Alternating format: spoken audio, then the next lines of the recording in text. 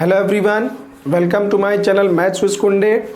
हम लोगों ने पिछले क्लास में 2020 से लेकर 2015 तक के पूरे क्वेश्चन चैप्टर 1 सेट थियरी के पूरे कर लिए थे, जो भी एनडीए में आए हुए थे प्रीवियस ईयर में। और आज की क्लास में हम लोग 2014 और 13 के पूरे एक एक क्वेश्चन करेंगे एकदम जोरदार तरीके से। कोई भी क्वेश्चन छोड़ेंगे नहीं, एकदम बढ़िया शॉर्ट तरीके से हम लोग क्वेश्चन को कवर करेंगे। तो समय नहीं खराब कर रहे हैं और जल्दी से हम लोग आज की क्लास शुरू करते हैं। तो इसमें हम लोग पहला क्वेश्चन देख रहे हैं, जैसा कि यहाँ पर दिख रहा है। फर्स्ट क्वेश्चन में बताया गया है, ये क्वेश्चन नंबर 1 से 3 के लिए है और इसमें क्वेश्चन 1 से 3 के लिए डायरेक्शन बताया गया है। तो हमें स्टेटमेंट पढ़ना है और उसके अकॉर्डिंग, उसी स्टेटमेंट के अकॉर्डिंग हम लोग क्वेश्चन 1 से लेकर 3 तक करेंगे। तो जैसा सबसे पहले हम लोगों को इसमें क्या गिवन है ये देखना। इन अ सर्वे ऑफ 25 स्टूडेंट्स, 25 बच्चों का सर्वे किया गया। It was found that 15 had taken mathematics. तो मैथमेटिक्स वाला एक हम लोग सर्किल बना लेते हैं इस तरीके से। एक हम लोगों ने ये बना लिया यहाँ पर मैथमेटिक्स का सर्किल, मैथमेटिक्स वाला।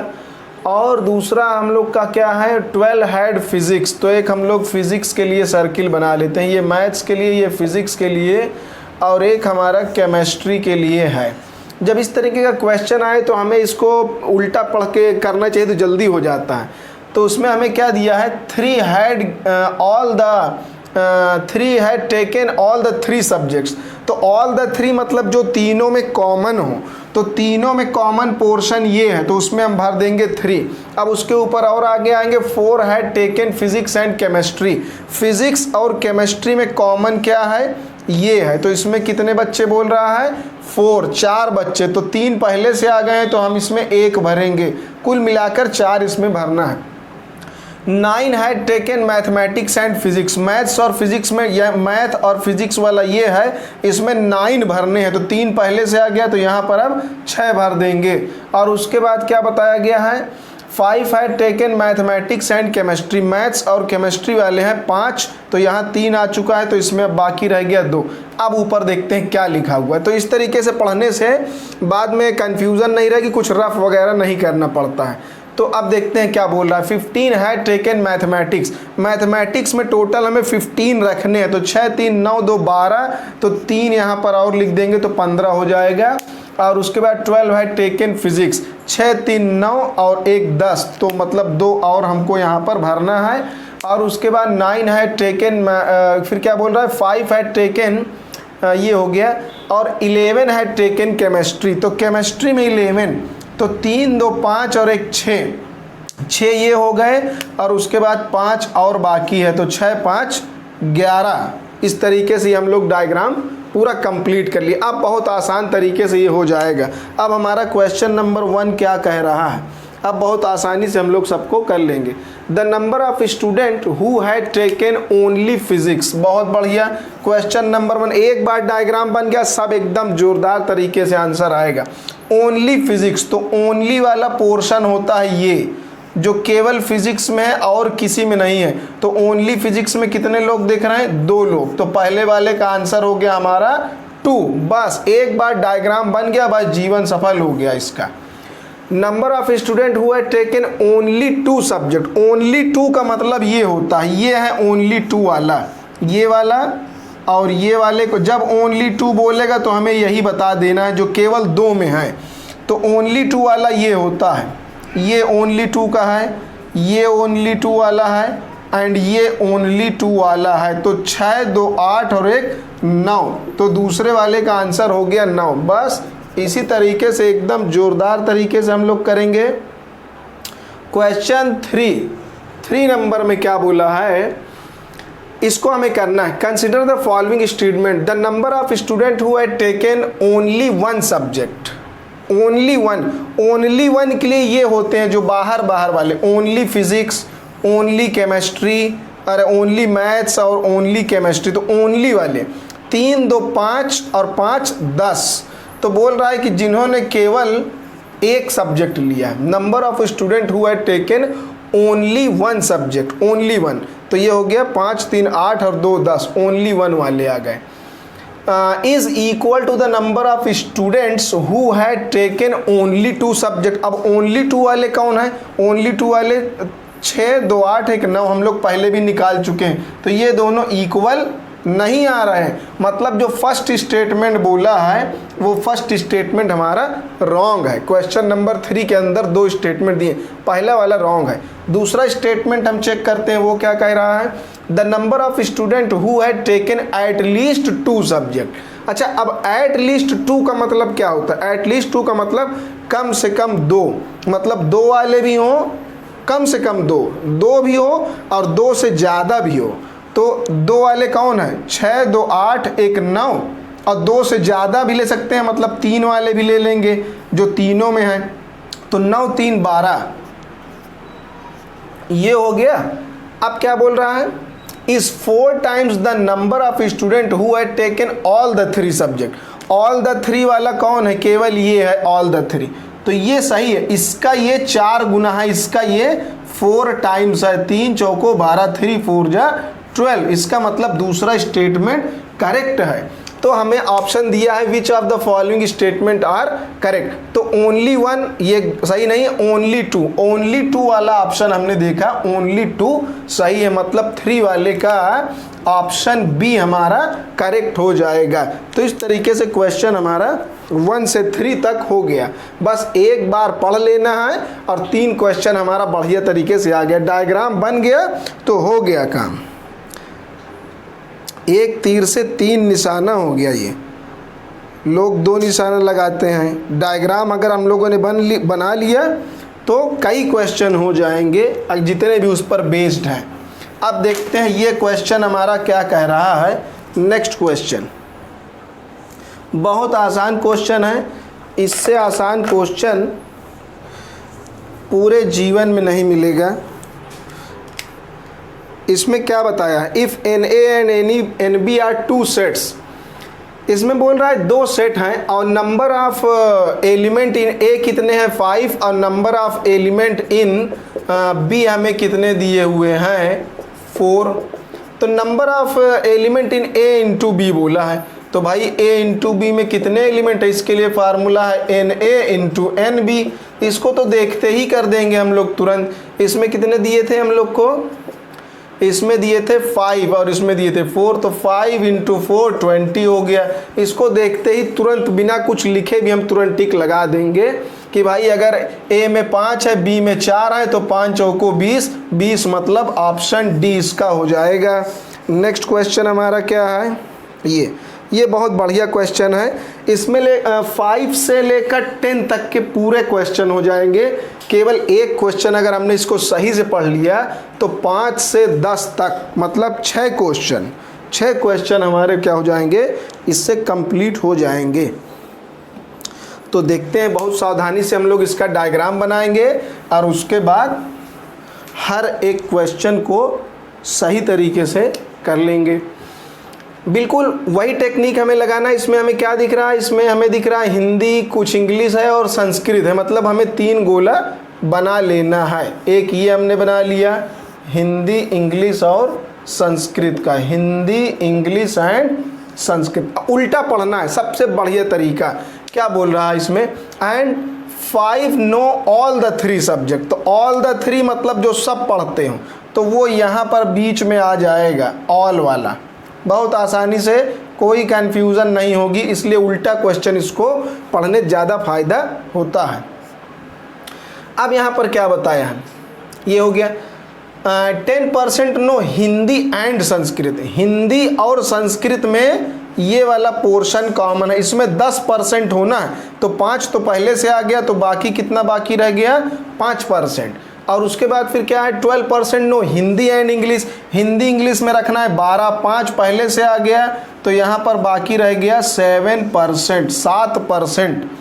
अब क्या बोल रहा है इसमें? अब क्या बताया इसमें? 18% नो संस्कृत, तो ये अभी तो सिंगल वाला, उसको हम छोड़ देंगे। 12% Hindi English, 8% no English and Sanskrit. English Sanskrit में 8%, तो 5 पहले से आ गया, तो यहाँ बाकी रह गया हमारा 3%। अब 45% नो हिंदी, हिंदी वाले 45% है, तो 5 5 10 हो गया और उसके बाद 7 17 हो गया। तो हम 45 में से 17 माइनस कर देंगे, तो 15 में से 7 जाएगा 8 और यहाँ पर 2 28, तो यहाँ पर बाकी रह गया 28। तो ये ओनली हिंदी वाला तो हिंदी के गोले में कुल मिलाकर हमारे पास 45 होना चाहिए।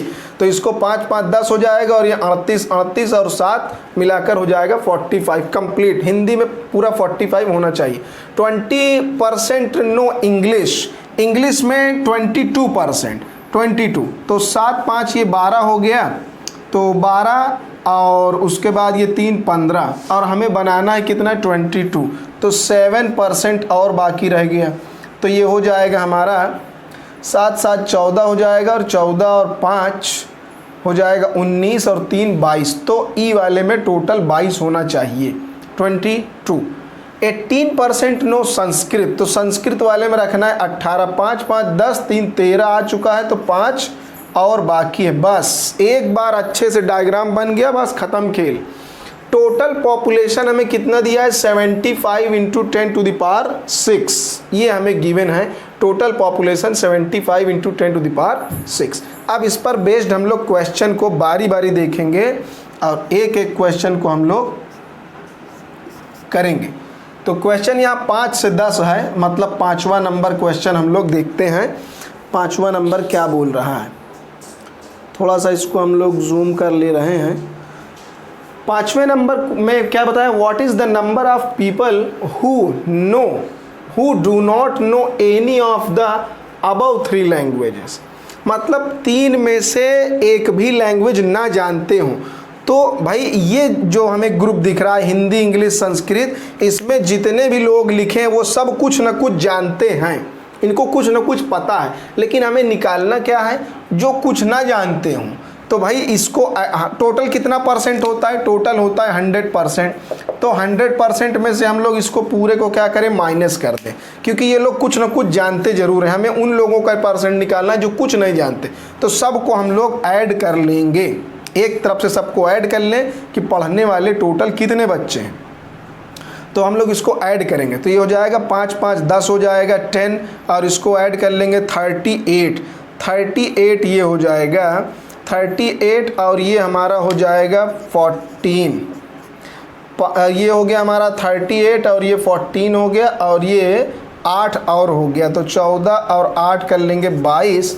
तो ये हमारा हो जाएगा 60%। 60% बच्चे कुल मिलाकर पढ़ने वाले हैं, कुछ ना कुछ पढ़ते हैं। तो भाई 100 में से 60 माइनस कर देंगे तो 40% कुछ नहीं पढ़ते। तो टोटल पॉपुलेशन हमें कितना दिया हुआ है जरा हम ऊपर देख लेते हैं। टोटल पॉपुलेशन हमें यहाँ पर कितना दिया था 75 इंटू 10 टू द पावर 6। तो ये टोटल पॉपुलेशन हमें गिवन है। अब ये कह रहा है कि हम लोगों ने निकाला कि 60% टोटल कुछ न कुछ पढ़ने वाले, 40% कुछ नहीं पढ़ते। तो टोटल पॉपुलेशन के 40% बच्चे, परसेंट अपॉन में 100 कुछ नहीं पढ़ते, तो इंटू 40/100 टोटल पॉपुलेशन का 40% निकाल देंगे। ये और ये कैंसिल हो जाएगा और उसके बाद 2 के टेबल से काट देंगे 2 और यहाँ पर 5, इसको काट देंगे तो 15, 15 दूना 30, 30 इंटू 10 का पावर 6, या तो 1 0 और लगा देंगे तो 3 into 10 to the power 7। 3 into 10 to the power 7 option है, मतलब सी वाला। तो 5वें का सी वाला ऑप्शन करेक्ट हो जाएगा। नेक्स्ट क्वेश्चन हम लोग देखते हैं 6 वाले क्वेश्चन में थोड़ा सा देखते हैं क्या है। What is the number of people who know Hindi only. Hindi only मतलब केवल हिंदी, तो ओनली हिंदी वाला ये होता है, ये ओनली हिंदी 28। तो भाई टोटल पॉपुलेशन कितनी है 75 इंटू 10 का पावर 6, उसका 28% निकालना है 28/100। 25 के टेबल से काटेंगे 25 3 75, 25 चौको 100 और इसको इससे काट देंगे 7, 7 3 जा 21 इंटू 10 का पावर 6। तो 21 इंटू 10 का पावर 6 कहाँ लिखा है, ऑप्शन ए लिखा हुआ है, तो इसका ऑप्शन ए करेक्ट हो जाएगा। अब उसके बाद हम लोग देखते हैं क्वेश्चन नंबर 7। 7th क्वेश्चन में क्या बोला है, थोड़ा सा इसको हम ऊपर स्लाइड कर लेते हैं, क्लियर दिखेगा। What is the number of people who know Sanskrit only, बिल्कुल आसान वही तरीका, संस्कृत ओनली वाला यहाँ पर कितना है, जो बाहर है और किसी के कांटेक्ट में नहीं है, ओनली संस्कृत वाला 5%। तो 75 इंटू 10 का पावर 6, इसका 5% निकालना है। टोटल पॉपुलेशन हमें दी थी 75 10 का पावर 6, इसका 5% निकालना है हमें। तो यहाँ पर हम देखते हैं 25 तिया 75, 25 चौको 100 हो जाएगा, 5 तिया 15, 15/4 इंटू 10 का पावर 6। 15 को हम 2 से डिवाइड करेंगे 7.5, फिर 2 से और डिवाइड कर देंगे 3.75 आएगा इंटू 10 का पावर 6। तो हमारे पास ऐसा कोई भी ऑप्शन यहाँ पर नहीं दिख रहा है, मतलब नन ऑफ दिस इसका आंसर हो जाएगा हमारा डी वाला। और 8 में हमें क्या बताया, 8 में what is the number of people who know English only. अब टोटल पॉपुलेशन हमें इतनी गिवन है, इंग्लिश ओनली, केवल इंग्लिश वाले, तो ओनली इंग्लिश वाले कितने, 7% इंटू 7/100, 25 3 जा 25 4 जा, इसको इससे मल्टीप्लाई करेंगे 21/4 10 का पावर 6। 21 को जो है 4 से डिवाइड कर देंगे, तो 4 से डिवाइड कर देंगे तो कितना हो जाएगा, 1 को डिवाइड करेंगे 0.25 और इसको डिवाइड कर देंगे तो 5.25 इंटू 10 का पावर 6। तो 5.25 ऐसा कोई ऑप्शन 8th में नहीं दिया हुआ है, मतलब इसका ऑप्शन भी डी वाला होगा। फिर नेक्स्ट क्वेश्चन हमारा 9th है। 9th में क्या बोला है, what is the number of people who know only one language, केवल एक लैंग्वेज जानता हो, केवल एक।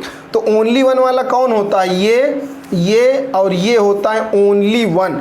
तो 7 5 12 12 और 28 मिलाकर 40%, 40% लोग ओनली वन लैंग्वेज के लिए हैं।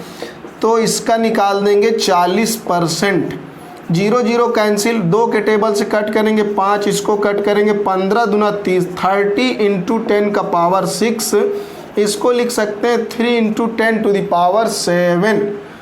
तो 9th वाले में ऐसा कौन सा ऑप्शन है, सी वाला ऑप्शन है, 3 इंटू 10 का पावर 7, ये हमारा 9th का सी करेक्ट हो जाएगा। फिर एक नेक्स्ट लास्ट क्वेश्चन हमारा इसी पर और बेस्ड है, 10th क्वेश्चन। इस तरीके से अगर हम लोगों ने एक सही डायग्राम बना लिया तो हम लोग उससे रिलेटेड जितने भी क्वेश्चंस हैं उन सब को कर सकते हैं। तो इस पर एक क्वेश्चन गिवन था और हम लोगों से इस पर 6 क्वेश्चन पूछा था। तो what is the number of people who know only 2 language, only 2 के लिए कौन सा होता है, ये वाला होता है ओनली 2, ये और ये केवल 2 चीज़ों में कंबाइन है। जैसे ये इंग्लिश संस्कृत में है, हिंदी इंग्लिश में है, हिंदी एंड संस्कृत में है। तो ओनली 2 वाले के लिए ये हो जाएगा 7 5 12 और 3 15%। तो टोटल पॉपुलेशन का 15% निकाल लेंगे, 5 के टेबल से कट कर देंगे 3 और यहाँ पर 5 के टेबल से इसको कट कर देंगे तो 20 हो जाएगा। अब इसको हम यहाँ पर कैंसिल कर देते हैं, 5 के टेबल से 5 4 जा और 5 से करेंगे तो यहाँ पर 15 जा, फिर 15 3 जा 45/4 इंटू 10 का पावर 6। 45 को 4 से डिवाइड करेंगे 10 और 1.25 मतलब 11.25 into 10 to the power 6।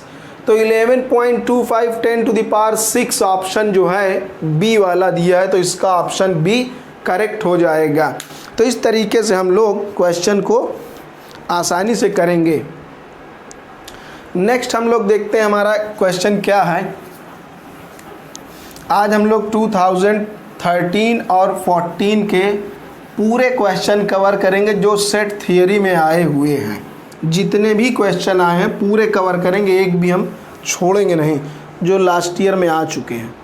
Question number हमारा ये है 11, बहुत आसान है ये।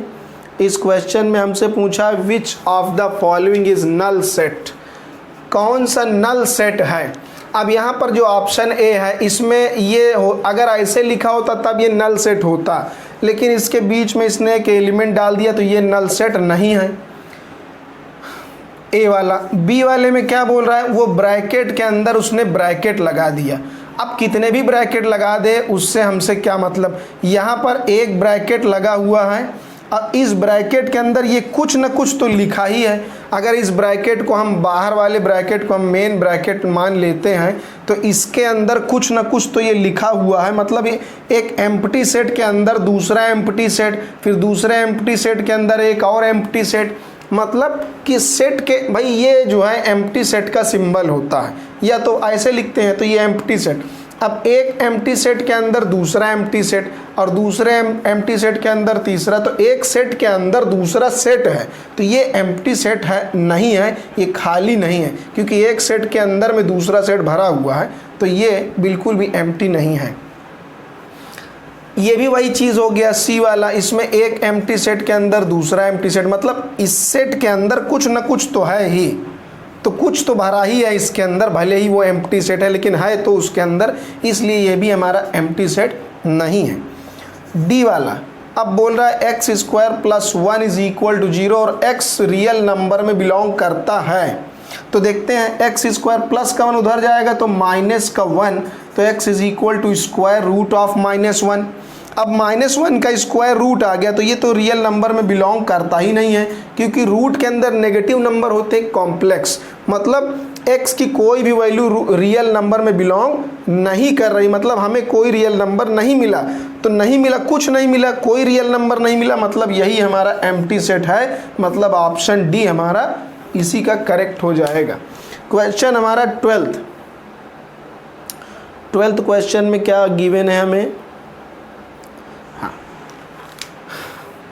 क्वेश्चन 12th है, a इज इक्वल टू बोला है x y, b is equal to बोला है 2 3 and c is equal to 3 4, तो बोल रहा है what is the number of element in a cross b union c। ठीक है, हम देखते हैं कि a के अंदर हमारे पास कितने एलिमेंट हैं, a के अंदर हमारे पास 1 और 2 एलिमेंट हैं। हम लोग देख लेते हैं कि number of element in b union c कितने होंगे। अगर हम b और c का यूनियन लेते हैं, पहले b और c का यूनियन लेंगे तो क्या होगा, 2 और 3 दोनों में कॉमन है 4, मतलब 2 3 4, ये दोनों में हमारे पास कॉमन है, तो इसके अंदर नंबर ऑफ एलिमेंट्स हमारे पास कितने हैं, इसके अंदर नंबर ऑफ एलिमेंट हमारे पास हो जाएंगे, अगर हम निकालेंगे number of element in b union c तो 3 आ जाएंगे। तो भाई कुछ नहीं करना, हमसे पूछा है कि number of element in A into B union C, तो हम क्या करेंगे, number of element in A into में number of element in B union C, बहुत आसान है। A में कितने एलिमेंट हैं, 2 एलिमेंट, और B यूनियन C में कितने एलिमेंट हैं, 3, तो 3 2 जा 6। इसको हम लोग बिना लिखे भी ओरली भी क्वेश्चन को हम लोग आसानी से सॉल्व कर सकते हैं, तो इस तरीके से इसका आंसर हमारा 6 आ जाएगा। इसको हम बिना पेन चलाए भी कर सकते हैं, ऐसे भी नॉर्मली देखेंगे। भाई B और C का यूनियन लेना है, B और C का यूनियन लेंगे तो 2 3 4 3 एलिमेंट आएंगे, इसमें है 3 एलिमेंट, A में है 2 एलिमेंट, तो 2 3 जा 6 आंसर है, मतलब ऑप्शन सी इसका करेक्ट हो जाएगा। बिना कुछ लिखे बिना पेन लगाए इसको हम लोग कर सकते हैं। फिर हमारा नेक्स्ट क्वेश्चन क्या है, 13th।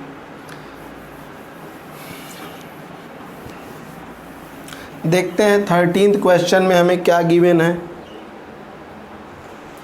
इस क्वेश्चन में बताया गया है if a is equal to 1 2 b is equal to 3 c कुछ दिया है, देन व्हाट इज़ द, थोड़ा सा ये कुछ क्रॉप हो गया है ये, हाँ, what is the cardinality of a cross b।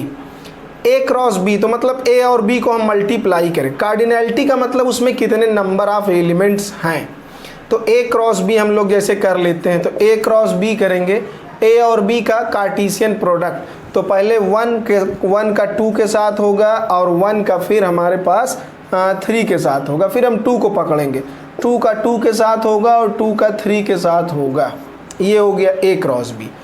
और उसके बाद a क्रॉस c करना है, a और c का करेंगे 1 का 3 के साथ 1 का 4 के साथ, तो 1 3 1 4, फिर हम 2 को पकड़ेंगे, 2 का 3 के साथ 2 का 4 के साथ, तो ये हो गया हम लोगों का जो पूछा था हमने, a क्रॉस b और a क्रॉस c निकाल लिया।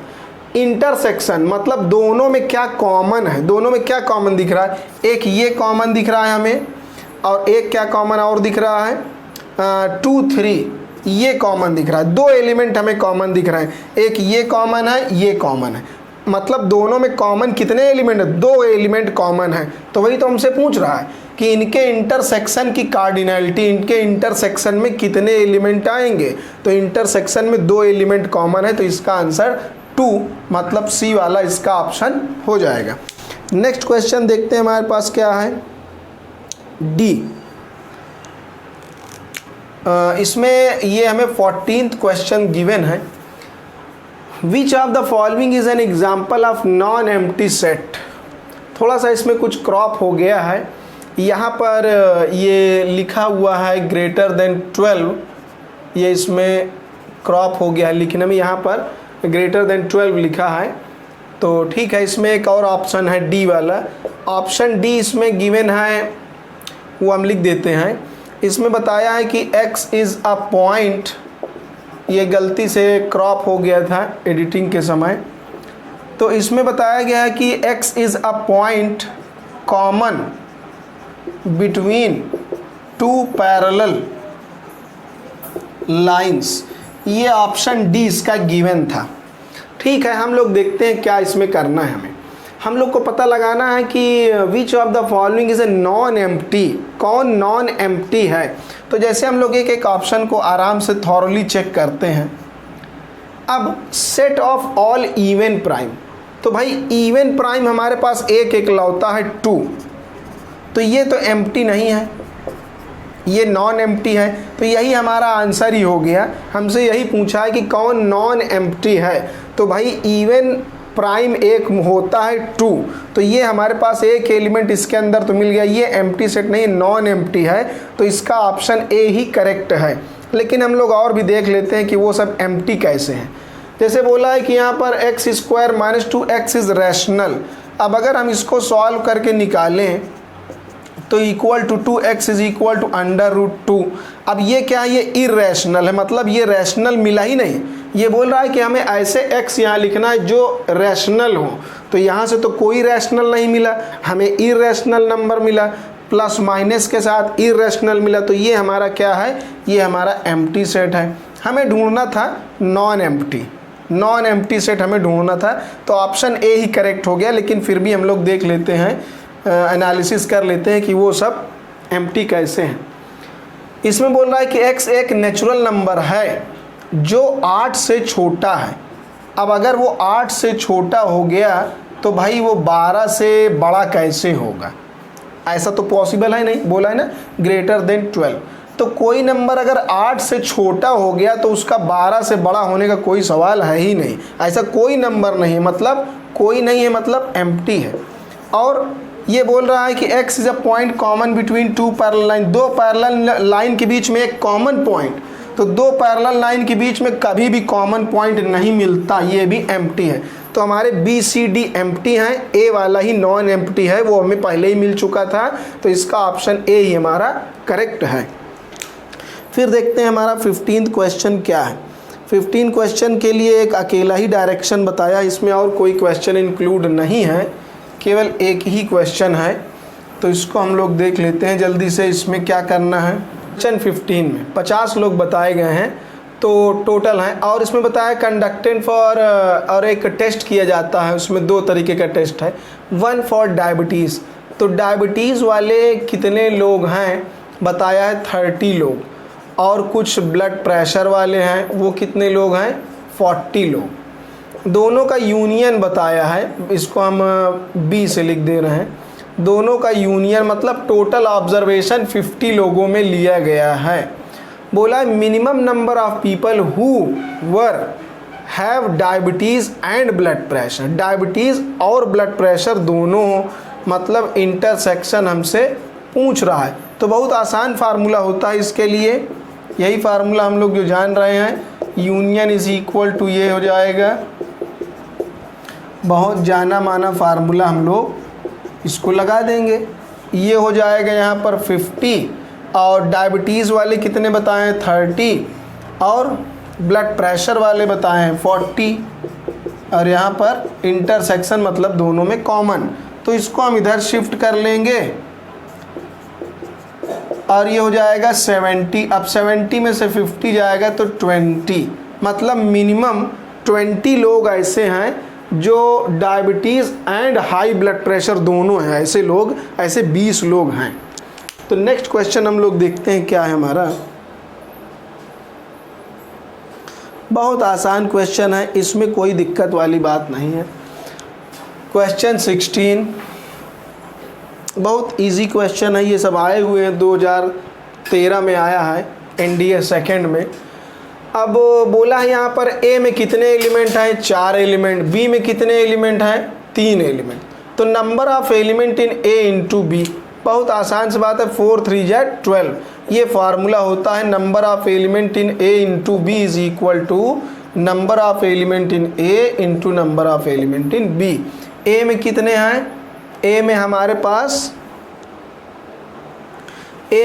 पास बताए गए हैं 4 एलिमेंट, ए के अंदर 4 एलिमेंट, बी के अंदर 3, तो 12 इसका आंसर। इसको हम देखते ही मैं तुरंत आंसर लगा देंगे, इसका ऑप्शन सी हो जाएगा।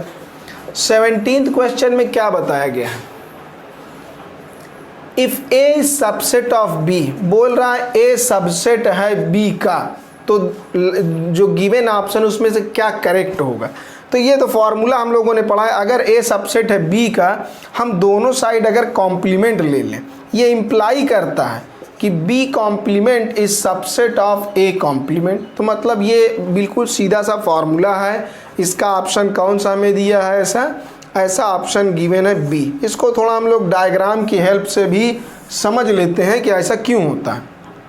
जैसे अगर बोला है कि ए सबसेट है बी का, मतलब बी के अंदर ए आ जा रहा है, बी के अंदर हमारा ए कंटेंट है, ऐसा क्वेश्चन में कह रहा है कि बी सबसेट है ए का, तो हमने मान लिया क्योंकि बी के अंदर पूरा ए कंटेंट है।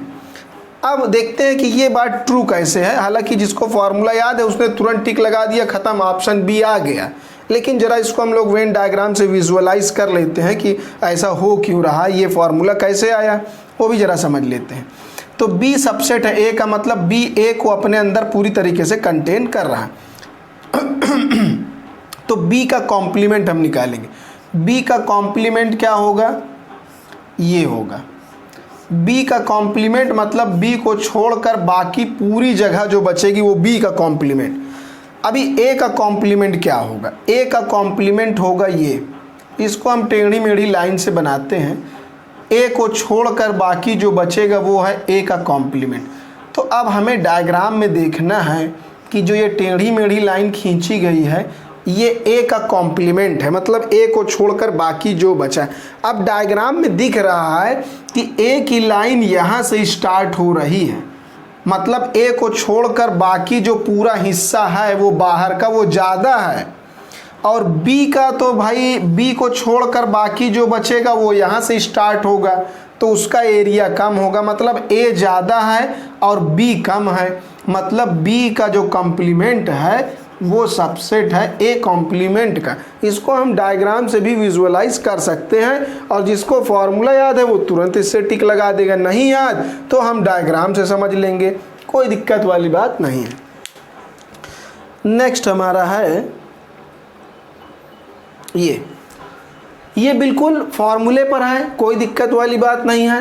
तो 18 क्वेश्चन में हम लोग को क्या करना है, इसमें पहला ऑप्शन हम लोग देखते हैं, हमें चेक करना है कि ऑप्शन हमारे कौन कौन से करेक्ट हैं। कोई दिक्कत नहीं, पहला ऑप्शन है A union B intersection C. इसके इक्वल में क्या होता है भाई, ए का यूनियन एक बार बी के साथ होगा, फिर ए का यूनियन एक बार सी के साथ होगा, और बीच में जो इंटरसेक्शन लगा है वो लगा रहेगा। ठीक है, यही ऑप्शन होना चाहिए, लेकिन ऐसा ऑप्शन ये नहीं आ रहा। इसका मतलब कि ये जो लिख कर बताया है ये पहला वाला ऑप्शन गलत है, क्योंकि हम लोगों ने पढ़ा है कि फार्मूला यूनियन जो होता है वो इंटरसेक्शन पर इस तरीके से डिस्ट्रीब्यूट हो जाता है, और जो इस तरीके से लिख कर इसने नहीं दिखाया, मतलब पहला ऑप्शन गलत है।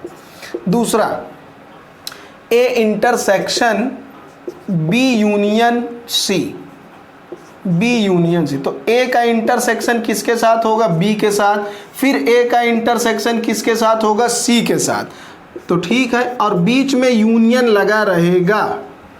तो देखते हैं क्या ऐसा ऑप्शन है, ऐसा ऑप्शन ये नहीं है। यहाँ यूनियन है, इसमें इंटरसेक्शन लगा हुआ है, बीच में यूनियन है, इसने इंटरसेक्शन लगा दिया, फिर यूनियन का इंटरसेक्शन। तो हम लोग को पता है कि ये फॉर्मूला ऐसा होता है, डिस्ट्रीब्यूट होता है इंटरसेक्शन ओवर यूनियन, लेकिन ऐसा ऑप्शन दिया नहीं है, मतलब दोनों को इसने करेक्ट नहीं बनाया, दोनों गलत हैं। इसका मतलब हमें देखना है, पूछा है which of the following is are correct. भाई कौन करेक्ट है, कोई करेक्ट नहीं है, नाइदर 1 और 2, मतलब ऑप्शन डी इसका होगा।